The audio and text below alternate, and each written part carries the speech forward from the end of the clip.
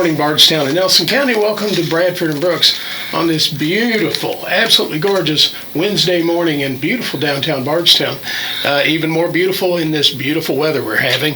And I don't know if this is early spring or just a preview of things to come, but I spent most of the day outside yesterday, and my hay fever is reminding me that I did. So is mine. My eyes are scratchy. Good morning, Margie. Morning, Jim. Well, I don't know if you had a chance to get outside, but of course, even in the house looking out. It does. You know, the daffodils are up in my yard, and we had them on their in the middle of our kitchen table last night for supper. So, well, I tell you, a flower does not stand a fighting chance in my yard due to the various denizens therein. Oh, that's right. So, but I will tell you this: that when the sun is shining, my disposition is a lot sunnier too. Well, you have your backyard's kind of a smorgasbord for the deer. Oh, it is. I mean, they just insolently stroll all over the backyard. They give me that look like, who in the heck are you, and why are you standing there looking at me? I had 9 deer in my backyard last night. It's so beautiful. I took pictures, and I just watched them graze. Well, you're welcome to come look at my backyard. Yes.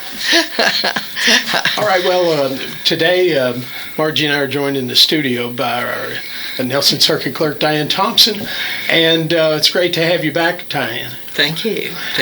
And we'll be discussing lots of things related to your office and what's happening. Sometimes I feel like that, offices that have related to the state legislature, a lot of that is kind of out of your control unless you can get in there and make your voice heard. And I will tell you, I think historically you have done a wonderful job trying to get the voice heard in Frankfort of the circuit clerks. From the very beginning. Yes. Thank you all. That's the kindest thing you could have said to me, because it's not my voice, it's the voice of the people that come into the office, and seeing their needs and what they're struggling with is the voice I take to our wonderful representative, Jimmy Higdon, our Senator Jimmy Higdon, and our representative, Candy Massaroni. They do a great job for Nelson County and the whole state, not just us. Right. Yeah, they are the dynamic duo, and they have, of course, now we say they have their constituents' interest in mind, but that's also everybody in the state, and those are the type of legislators we need in Frankfort that see the local picture, but also understand how it impacts across the state. And listen to people like us that are on the front lines, what we're seeing and hearing, and trusting that what we tell them is what's needed. We're very blessed in Nelson County. Diane, you just recently kind of celebrated an anniversary of yours in office, so tell us about that. It's over in my other little notes that you might be interested in. Yeah. I have some things other than what you asked me to talk about. But yes, I was sworn in for my 7th term in office, and it established me as the circuit clerk with the longest history in Kentucky, service history. See, I told you. Yes. And at the time I was sworn in, since we're talking about this, I was blessed to have our Chief Justice, Deborah Lambert, come to Bardstown and swear me in. Oh. And that was another historic moment, because it's the first female Chief Justice in Kentucky. Yeah. So I feel so honored to have been in her presence, and then she came to Bardstown to swear me in, which was just overwhelming to me. But I feel very blessed to be serving my 7th term. Well, you have done things that were really ahead of your time. I mean, and ahead of the times, because of tell us about that. Well, I don't like bragging about myself, but I have been blessed to have a vision of our empathy for the citizens that come to the front counter. Right. And if I hear from them what they're going through, and if it's something that I could see a way that it could be fixed, that's just been my passion. And I started, I think probably what you're talking about is when I was first sworn in January of 1988, after serving 19 years as a deputy clerk, seeing what was needed, the first thing I did was start requiring real ID mandates. Anyone that came in from out of country, out of state, or a new 16-year-old driver, they had to provide their birth certificate, social security card, and proof of residency. And that was unheard of at that time. Right. It was long before 9/11, long before you had to worry about identity theft and all that.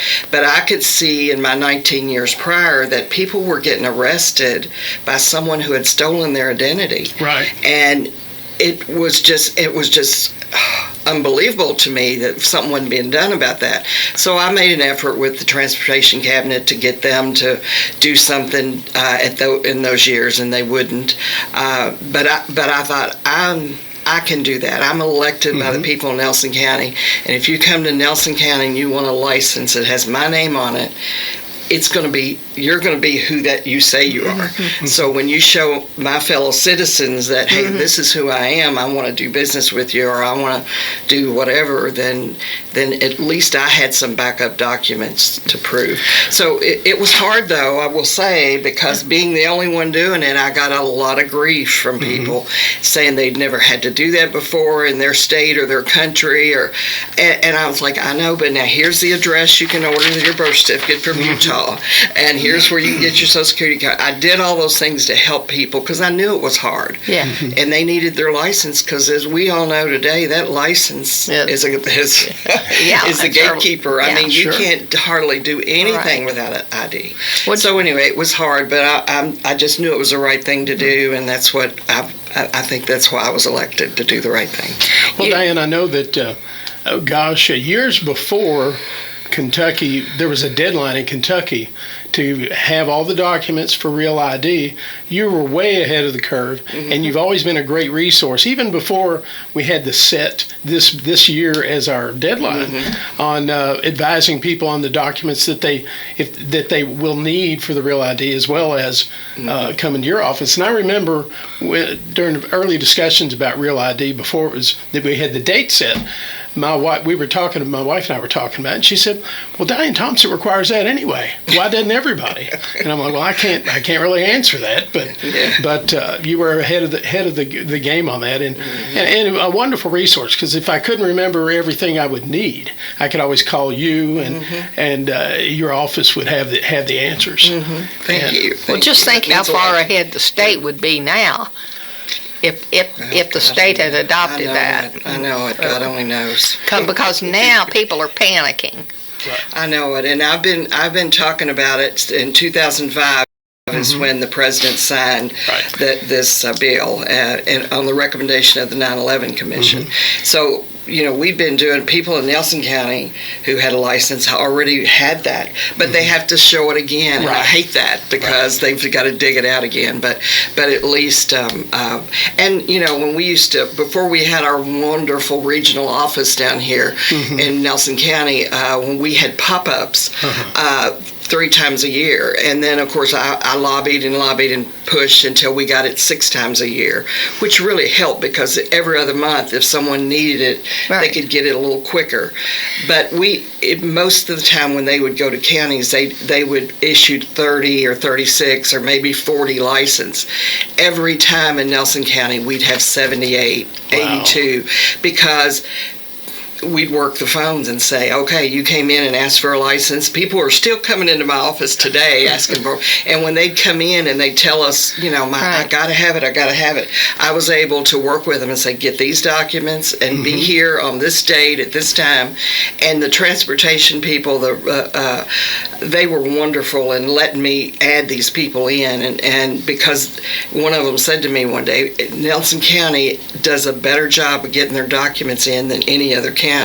Now, I don't know if it's because they've been hearing it since 1988 from other people complaining about me because she's making me do this. I mean, it was tough. It was, for me, I want to be of service. I didn't like saying no to people. So that was hard, but I knew it was the right thing, so I stuck with it. And still provided information. Right. And where I went, I carry them in my car. I carry this, right now I've got this little document right here for the Bardstown Regional Office in my car to show people where it is, the phone number, the email, how you get in the back entrance, just everything. Because people need information. This world is like warp speed, changing, and so handing them information, I think, is my job. So. Well, I will tell you that just for listeners who maybe need to get their ID updated, Will the camera show that? Last year, before the end of last year, they won't be able to see it. Last year, my license had actually expired, and I didn't realize it for several months. So anyway, I went to get it renewed, and now I live on Old Louisville Road out in Cox's Creek, out north of town, and that's what my license had. Well, I went there and I didn't have, I thought, well, I'll update it when I get my license renewed. Well, I didn't have a piece of mail or other proof that my address said old now. And so, I had two choices: either go ahead and get it renewed with the old address, or come back another day. And I'm like, I'd gotten an appointment, and I will tell you, those guys do a great job down there. They really do, by getting people in and out with as much speed and efficiency as they can. They do a great job.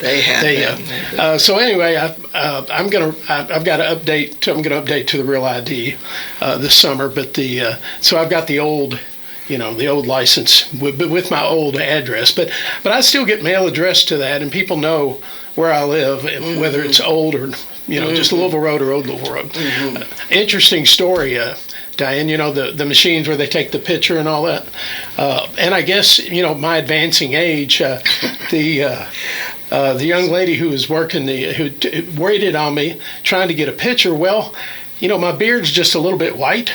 Well, the flash was blowing up on my beard, and it was like you couldn't see all my face because it was lighting up my beard so bright. So anyway, it actually, her coworker came over, and he had to cover the bottom part of the flash on the camera so it wouldn't blow out my beard wouldn't overwhelm the photo. So, that's the first time, of course, I haven't had a beard this white, since my last picture. Actually, my last ID, I think I renewed during COVID. So that picture was a few years old, Yes. But anyway, they did a great job. And speaking of the camera and the facility that they're working out of down there is not the best. Right. But they're doing a fabulous job, and we have to say thanks to our county judge, Tim Hutchins, because he didn't wait until they could get an office ready for them to move into. And Transportation Cabinet didn't say, no, we're not moving into this little space. We've got to have, they all jumped in and said, we're going to open it at July 1st as soon as the funding is officially there.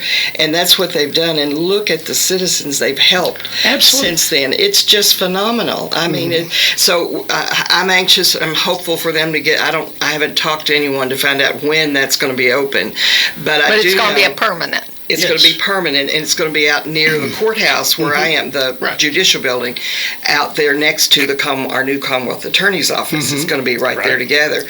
So, and I hate it, people are still coming to my office to get licensed, and so this way they can just walk right on over there. It's not that far, but I'm just so grateful that we've had this service in our county since July of last year, instead of have still to wait. Waiting, instead of waiting, it's going to be ready soon.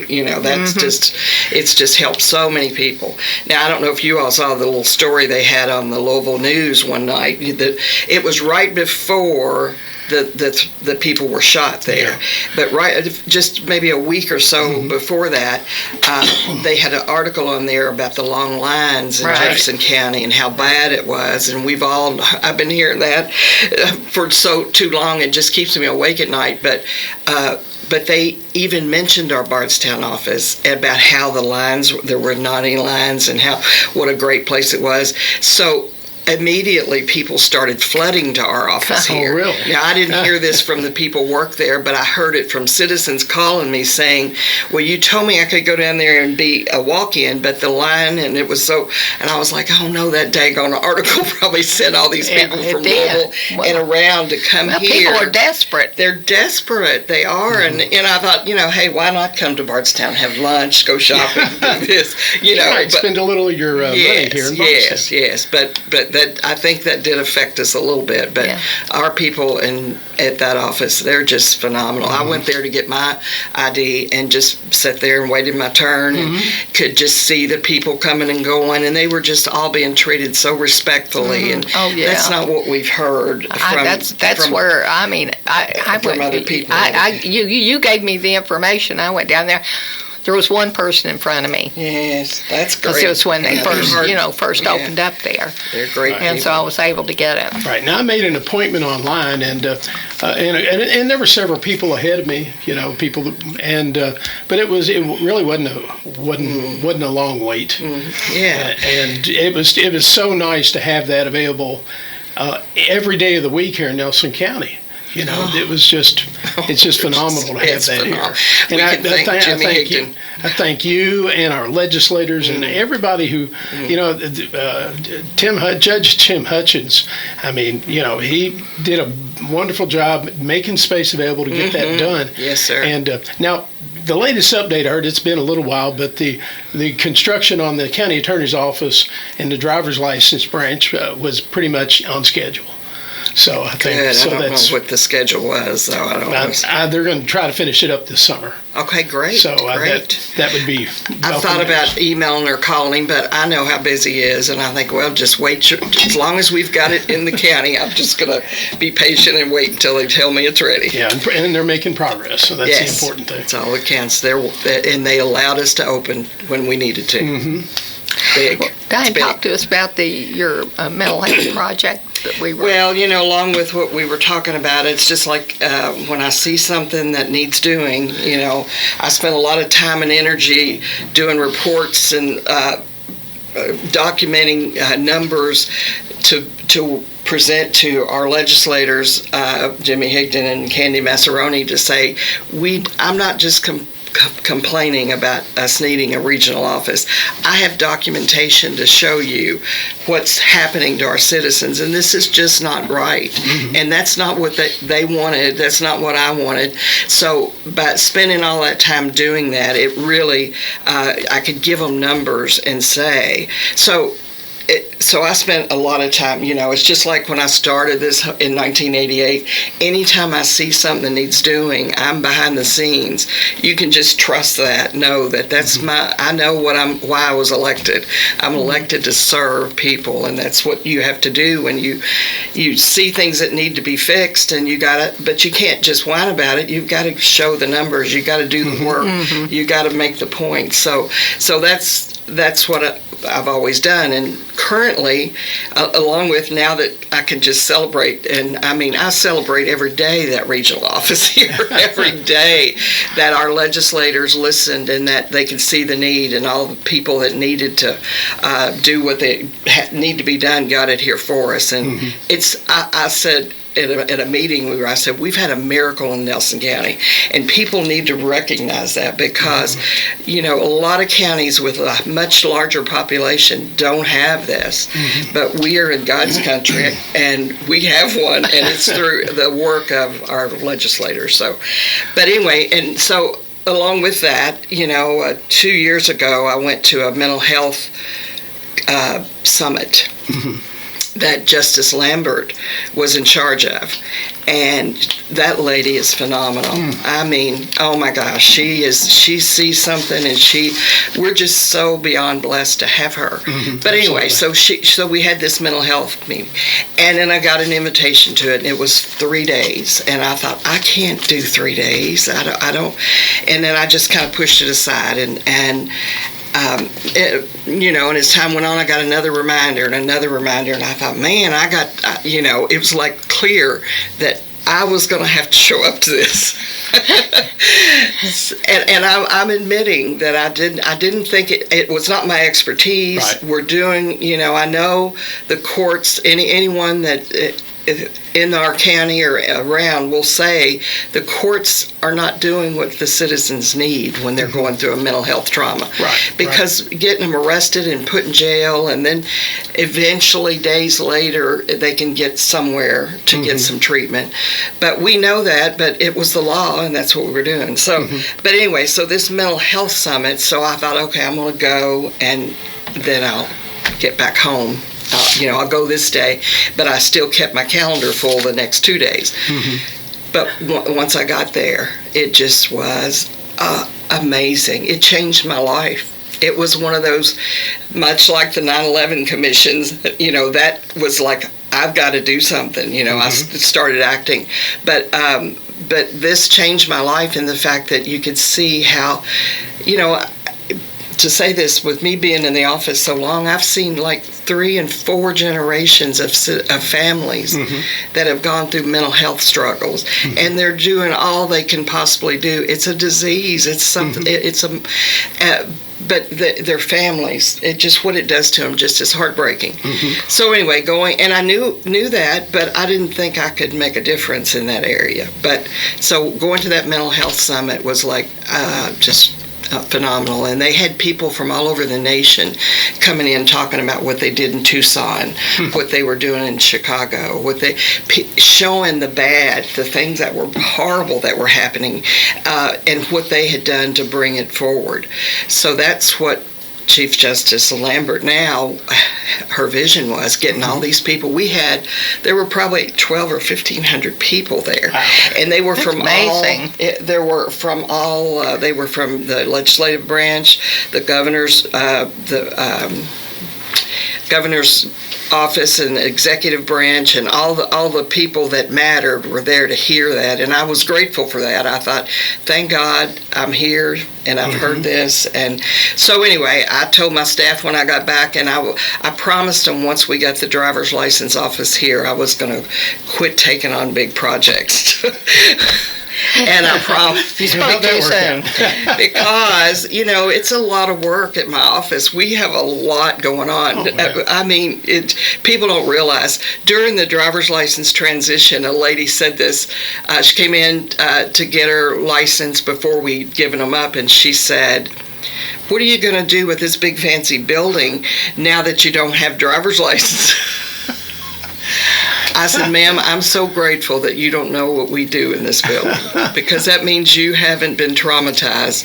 You haven't lost a loved one to probate. You haven't had a juvenile, a child that's had to be in court. Right. You haven't had a divorce. You haven't had a car wreck." There was just so much for her to be grateful for, I thought, that she didn't know what was going on there. But it also made me realize that people don't know what we do there. No, right. They don't. Until it hits them or their family. Yeah. And I know I got to get on to what we need to talk about, but I know this guy told me recently, he really had challenged me, and I think I talked to Roth about that when I was here one time, but he had a problem that I was like, oh my God, I don't know how I'm going to help him.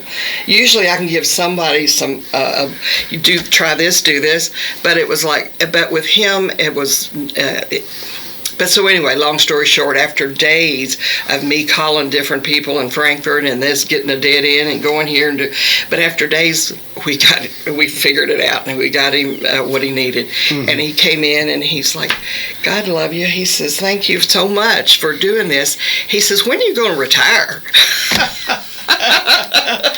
And I said to him, I just looked at him, I said, and what would you have done in this situation if I had been retired? Because I don't, he had a unique problem. He had a unique problem. And I was grateful to be able to have helped him. But anyway, I promised my staff I wasn't going to take on any other big projects, so I wouldn't be so pushed all the time, running out doing whatever. But do you need to take a break before I start on this? Let's take a quick commercial break, and we'll be back with our very special guest, Nelson Circuit Clerk Diane Thompson, and we'll be back in just a moment. Stay tuned. All right, you're back with Bradford and Brooks on this beautiful Wednesday morning in downtown Bardstown. Hope you get out to enjoy the weather a little bit today. Our special guest with us today in the studio is Nelson County Circuit Clerk Diane Thompson. And Diane is, since she was recently sworn in, she is the longest serving circuit clerk in the state. Well, in the history of the state. Okay, history of the state. And I think, Diane, you must have started in that office when you were 12. I was actually in high school in February of '69, and I started working after school on Saturdays. And then in May of '69, when I graduated, I started working full-time. Wow. Yes. So I had just turned 17 in December, and then started in February. Who was clerk right Marie King Guthrie. Oh, yeah, That's what. right. Yes. That was my remembrance, but I wasn't sure. Yes. Well, Diane, you bring to bear such a wealth of institutional knowledge about the clerk's office. And I think over the years you have proven to be a tremendous resource for clerks across the state, especially when it comes to legislative issues and how offices operate. So anyway, many thanks for all your service, not just to Nelson County, but to the other clerks across the state who you've probably forgotten more than a lot of clerks may have ever experienced. Of course, it was a much different office in 1969. Gosh, the changes I've seen since.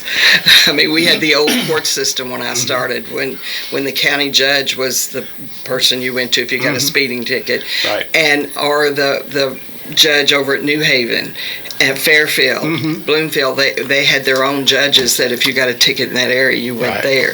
And in 1978 is when we became a court of record, meaning everything that happened to you was recorded.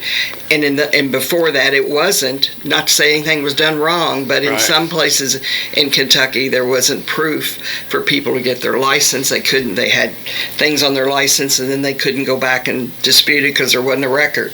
So it was needed, but it was a major change in my life. I can't imagine what that was like to go through when that transition between the local courts and local judges to that was I've read about the history of how that all came to be, and that's topic of another show. But that was a much needed change too. It was, but we could have a long show on that and all the changes and how it affected all the attorneys of the parties. Our county judge, changed his office. It was major, but much like e-filing, much like the real ID documentation, all of this stuff to protect our citizens. There's things that you got to do, and you don't realize the consequence of not being a court of record unless you're the person that can't get a driver's license because there's something on your record that wasn't you. So anyway, there's been a lot of changes, and most of them, I would say, have been good changes. There's, like, right now we're going through, and that's one of the things I have on my notes that may interest you all to talk about, is the court management system. We've had a lot of different ones, and in Kentucky, the administrative office of the courts, we have always had computer systems. We started in 1990 on the computer, and at that point it was all created by people that we hired in Frankfurt to create those for Kentucky. It wasn't out of a box on a shelf like most states had. And in Kentucky, we were the first state in the nation that had we were a complete court of record. The whole state of Kentucky was the first and only state that had had all of our records on, that you could do a record check for someone and cover the whole state. Now, granted, California LA had their records. You could get those. Chicago's, some of these big cities, but not the whole state. We were the only state. And I think we won that award in 79 or 80 or something like that. But, we have a wonderful court system. But now now today, a change that I'm going through is with the e-filing systems. E-filing has been as major of a change within the courthouse as this 1978 change, sure. because everything that's done, it's mandatory. The Supreme Court says it's mandatory that you e-file your probate cases. It's mandatory that divorces, all these, and so all of that has to be uploaded by attorneys and their staff, and it's just major. And we've been doing it in our office for 12 years. When they first started, the Chief Justice Minton said, here's the work, you've got to make it work. And it's been hard, but we made it work, and we did it. Well, now the attorneys, last year in March, judges were mandated that they had to do certain things by e-filing. So the Supreme Court has really taken this on. They for 10 years we did it without anyone else doing it. Right.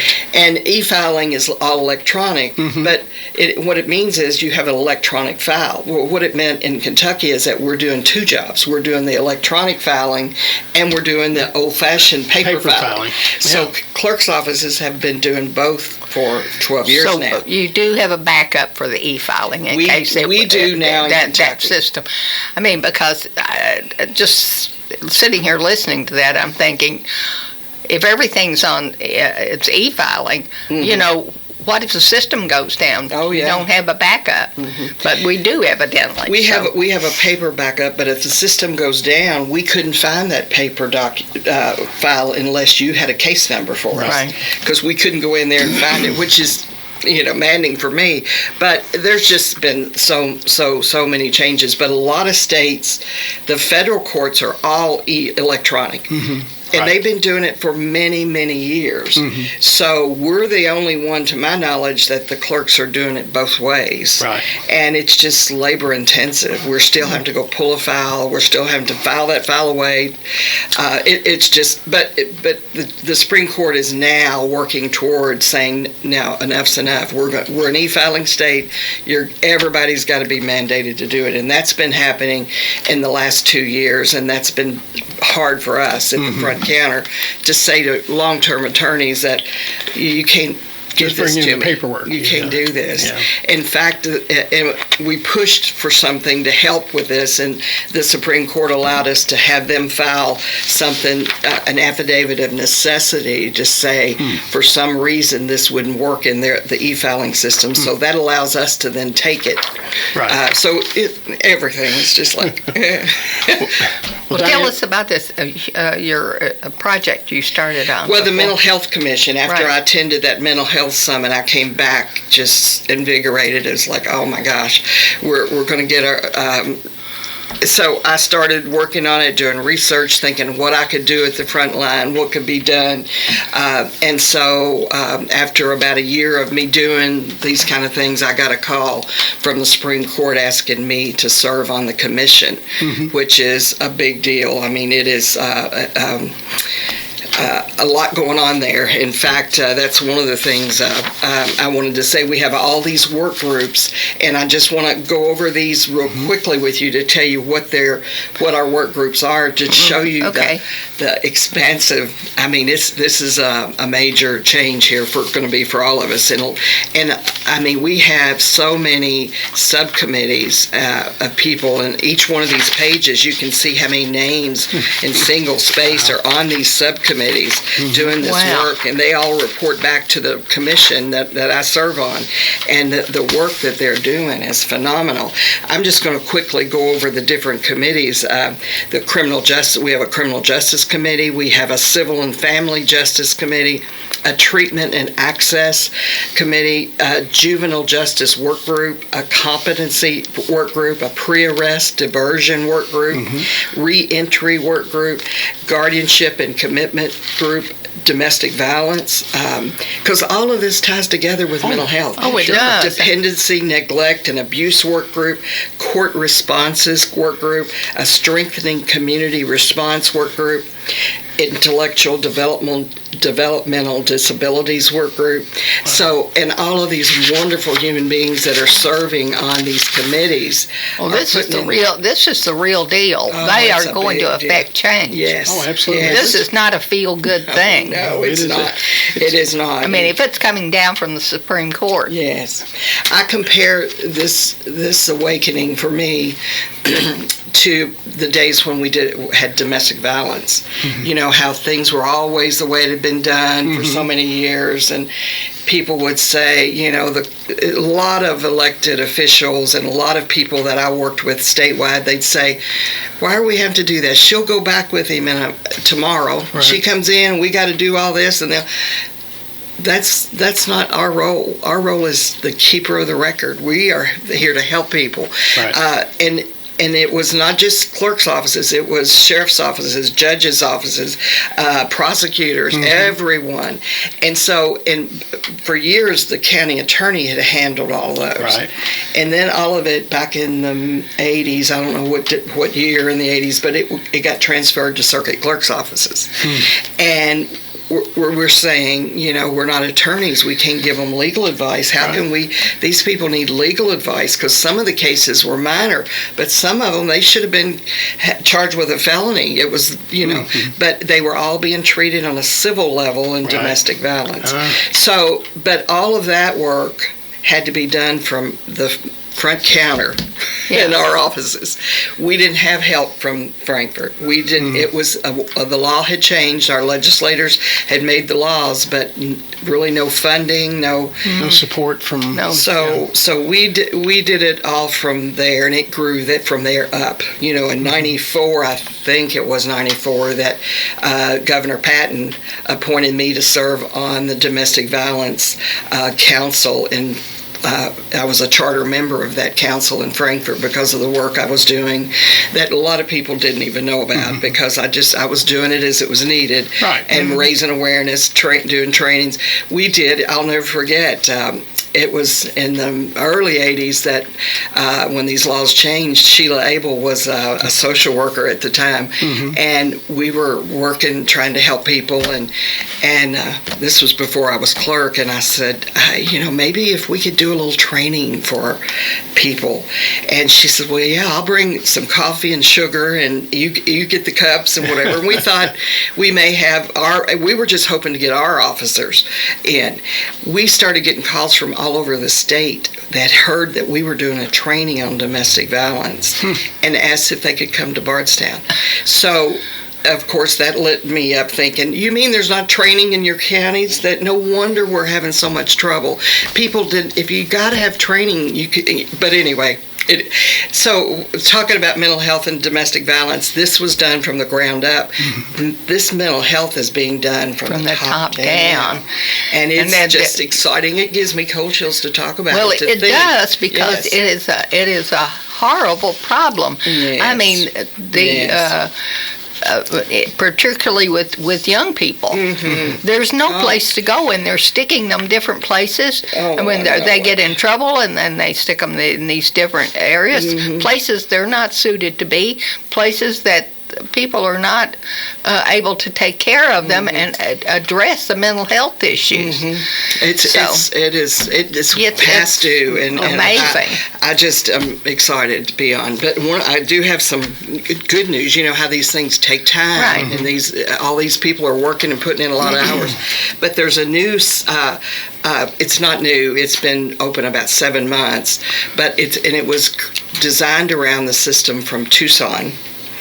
And when we were at this mental health summit, when I saw it, the presentation, I was like, we've got to get this to Kentucky. We've got to. So anyway, and I asked questions and did things and, did whatever. And it was like, it's going to take funding. But long story short, UK has taken it on. And we have, it's called Empath, E-M, capital P-A-T-H. They have a facility open at the UK, at the Eastern State Hospital. It's run by the UK Healthcare, but citizens are. If a police officer takes them to the door, they go in and they get immediate treatment. They don't put them in a jail cell and say, let's call this doctor and let's take you to Communicare and let's do, it's none of that. It's you, the officer or families take their people there that need help, and they get immediate treatment. Oh, wow. I mean, it's just unheard of. I mean, it's one of 20 in the nation, and Kentucky's got one. Wow, that's great. Well, maybe it'll cut down on these instances of people being shot because they're acting erratically. Yes, ma'am. Yes, ma'am. But this program, I mean, it's like, they're instead of getting jail time, they're getting treatment. Right, which is what they need. And I went up to tour the facility, and it was just so peaceful. It was they're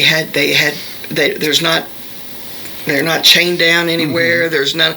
It's just it's the beginning. It's the beginning of the other thing about our law enforcement, and I've talked to Sheriff Raymond about it, and he's because it's not, the word's not all out there yet, but he was on board, and he was like, and I gave him the handout, the spreadsheet that they'd given us, but it's an hour and 15-minute drive for us here, but the plus for law enforcement is that once they get them there, check them in, they can go home. They take them and take care of them, take care of them, and take them home.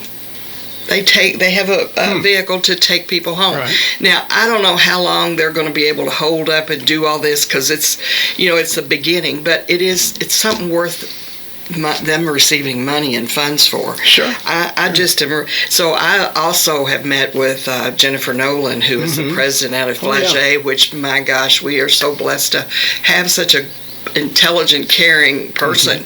She was she wanted to hear all about it, and then went to tour it. Oh, wow. I mean, she's just amazing. We're so lucky to have her in our hospital, as I know you all agree. But she has a very in-depth knowledge of behavioral health. So excellent. And she's doing interim. She's the interim president up at St. Joseph Hospital in Lexington. Right. So and right now, this group Empath has been open for 7 months, and they've already had like 2,700 people. Wow! Their beds, the people that are having beds are not. They're not as full. Their numbers, and I didn't write those down. I should have, but the numbers are just amazing. They're showing that it's working. Oh, that's great. I know it. I'm just. Well, we are just about down to the wire here. Are we really? Yes, we are. Time flies when I'm with you. We should have you on for another hour. Well, let me say this. We are going to have you back. Yeah. Well, I want to say this, though. I want to talk about real quick the Trust for Life. Do I have time? Trust for Life. You got about 20 seconds. Oh, no. It's a scholarship program for the Kentucky Circuit Clerks Trust for Life, and it's now Donate Life has taken over this for us. But it's something, and I've got it on my desk to send to Wes and then to Ryan over there. And I've already sent it to Bethlehem so they can get it to their students, and it was in the newspaper also. Right. Thank you.